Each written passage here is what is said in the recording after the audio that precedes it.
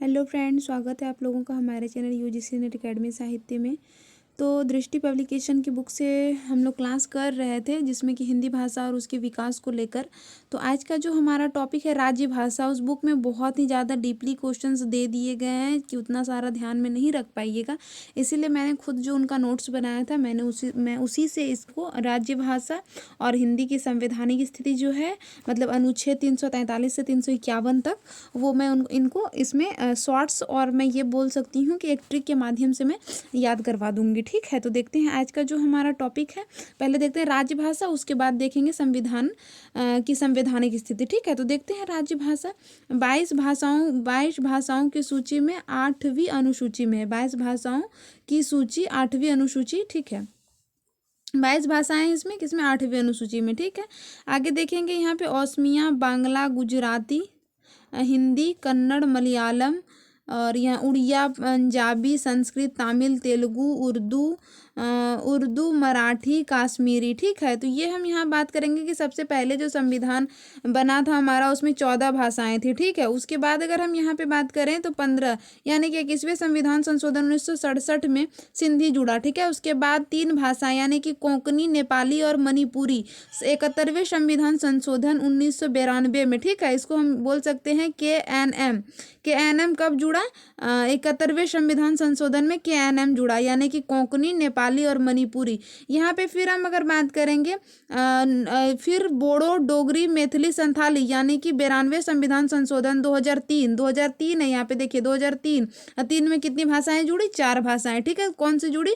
BDS जुड़ी। कौन सी जुड़ी? BDS। ठीक है, बोडो, डोगरी, मैथिली और संथाली। ठीक है, इसको बस ऐसे करके आप लोग याद कर लीजिएगा, पढ़ लीजिएगा 2-4-5 बार, तो ये याद रह जाएंगे। ठीक है, सबसे बड़ी बात है कि रिवीजन आप लोग बहुत अच्छे से कीजिए। ठीक, आगे देखेंगे 7 जून 1955 में राज्य भाषा आयोग का गठन के अध्यक्ष तत्कालीन राष्ट्रपति जो थे, तत्कालीन राष्ट्रपति थे। ठीक है, आगे हम यहाँ पे देखेंगे डॉक्टर राजेंद्र प्रसाद। ठीक है, तभी राष्ट्रपति थे। यहाँ पे शायद यहाँ पे कट गया है। ठीक है, आगे हम यहाँ पे देखेंगे राज्य भाषा अधिनियम 1963 1967, मतलब कब बनी थी, इनका ये समय है। ठीक है, कभी क्वेश्चंस आ सकते हैं, अभी तक में आए नहीं है। 68 में राज्य भाषा संकल्प लिया गया था। प्राधिकृत पाठ्य अधिनियम 1973 में और राज्य भाषा नियम 1976 में। ठीक है, आगे हम देखेंगे यहाँ पे राज्य भाषा नियम 1976 अधिनियम में केंद्रीय भाषा के लिए तीन क्षेत्र बताए गए थे। कौन कौन से थे? एक हिंदी क्षेत्र थे, फिर हिंदी इंग्लिश, और जो थी सिर्फ इंग्लिश थे। ठीक है, तो हिंदी के अंतर्गत कौन कौन से आती है, थोड़ा इंपॉर्टेंट आ जाता है, देख लीजिए। उत्तर प्रदेश, मध्य प्रदेश, राजस्थान, बिहार, हिमाचल प्रदेश, हरियाणा और दिल्ली। ठीक है, 2 भाषा जहाँ यूज की जाती है, इसे खो वर्ग के अंतर्गत रखा है, पंजाब, गुजरात, महाराष्ट्र, चंडीगढ़, अंडमान निकोबार। ठीक है, यहाँ पे आ गया फिर जो उसकी सिर्फ इंग्लिश बोली जाती है, जहाँ पे मतलब राज्य भाषा में, तो वहाँ पे मतलब पत्राचार में वहाँ पे है कौन कौन सा? पश्चिम बंगाल, उड़ीसा और उत्तर पूर्वी क्षेत्र, द्रविड़ भाषा क्षेत्र। ठीक है, तो यहाँ पे आप लोग ये देख लीजिएगा, ये सारे कुछ मतलब इंपॉर्टेंट ही है, इसमें कुछ भी छोड़ना नहीं है। ठीक है, वैसे अगर आप बुक बोलिएगा तो मैं बुक का PDF भी दे दूंगी टेलीग्राम पे, लेकिन उसमें अब बहुत ज़्यादा डीपली दिया हुआ है। ठीक है, तो अब हम जो देखते हैं हिंदी की संवैधानिक स्थिति, यहाँ से क्वेश्चन हर बार हमारे आते हैं। ठीक है, चाहे वो TGT PGT हो या फिर हिंदी एग्जाम्स हो या UGC नेट, तो पर्सनली आते ही हैं। ठीक है, तो देखते हैं यहाँ पे 14 सितंबर 1949 में भारतीय संविधान में हिंदी को राज्य भाषा की मान्यता दी गई। संविधान के 17 अनुच्छेद 346 से 51, सॉरी फ्रेंड, यहाँ 343 होगा। ठीक है, 343 से 51 तक राज्य भाषा प्रावधान किए गए थे। ठीक है, अगर यहाँ देखेंगे 8वीं अनुसूची में 22 भाषाओं की मान्यता दी गई थी। ठीक है, आगे देखते हैं यहाँ पे अनुच्छेद 120 क्या है, हिंदी में जो शामिल है अनुच्छेद 120, ये क्या है? संविधान की भाषा का उपबंध किसमें है? संविधान की, सॉरी फ्रेंड, संसद की भाषा का जो ये है उपबंध है, ये किसमें? 120 में। ठीक है, अनुच्छेद की भाषा का जो है अनुच्छेद 210 जो है, ये राज्य विधानमंडल की भाषा है। ठीक है, यानी कि विधानमंडल बड़ा होता है और संसद छोटा होता है, तो इसीलिए यहाँ पे देखिए 120 है और विधानमंडल बड़ा होता है तो यानी 210 है। ठीक है, ऐसे भी याद रख सकते हैं कौन सा विधानमंडल का है और कौन सा संसद का है। ठीक है, तो देखते हैं यहाँ पे जो मोस्ट इंपॉर्टेंट है वो यहाँ पे अनुच्छेद बिल्कुल भी नहीं, इसको स्किप करना है। ठीक है, इनको ही पढ़ना ही है। 300 अनुच्छेद, ये फ्रेंड ये सारे अनुच्छेद लिखे हुए हैं। ठीक है, अनुच्छेद 343 देखेंगे, इसमें क्या है, संघ की भाषा राजभाषा हिंदी देवनागरी लिपि होगी और अंकों का रूप क्या होगा, अंतरराष्ट्रीय होगा। इनको मैं याद अभी करवा दूंगी आप लोग को ट्रिक से, बस मैं अभी बता रही हूँ। 344 राष्ट्रपति प्रत्येक 10 वर्ष के बाद राजभाषा आयोग का गठन करेंगे। 345 इसमें राज्यों को यह अधिकार दिया जाएगा कि वो अपनी राजभाषा का चयन करे। ठीक है, 346 की बात करेंगे अनुच्छेद, तो इसमें आ जाएगा कि संघ में शासकीय प्रयोजन के लिए प्राधिकृत भाषा अर्थात 2 राज्यों के मध्य पत्राचार की भाषा जो होगी वो अंग्रेजी।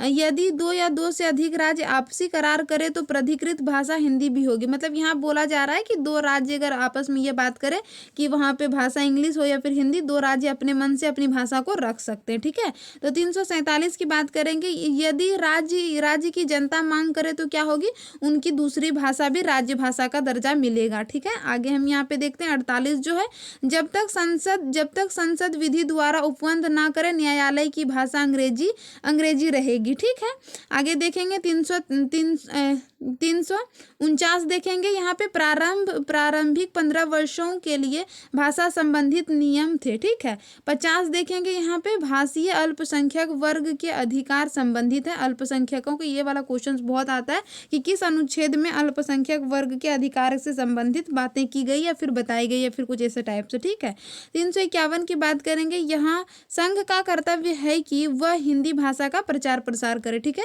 अब इनको हम याद कैसे रखें हम बता देते हैं, इनका एक कहानी सुना देते हैं आप लोग को, बहुत प्यारी सी कहानी है, आप लोग बहुत ध्यान से सुनिएगा, मैं उम्मीद करती हूँ कि आप लोग को ये याद हो जाएंगे। ठीक है, तो देखते हैं यहाँ पे जिसको याद है या जिसको पता है वो तो है ही। ठीक है, देखते हैं यहाँ पे राज्य भाषा हिंदी लिपि देवनागरी हो गई मेरी। ठीक है, अब 10 वर्ष में देखा जाएगा। ठीक है, हमें भी अधिकार है अपनी राज्य भाषा को चुनने का और हम पत्राचार में भी अपनी भाषा को चुन सकते हैं और मेरी मांग के कारण राज्य भाषा दूसरी भाषा भी होगी। आगे देखेंगे यहाँ, जब तक संसद उपबंध ना करे तब तक हमारी संसद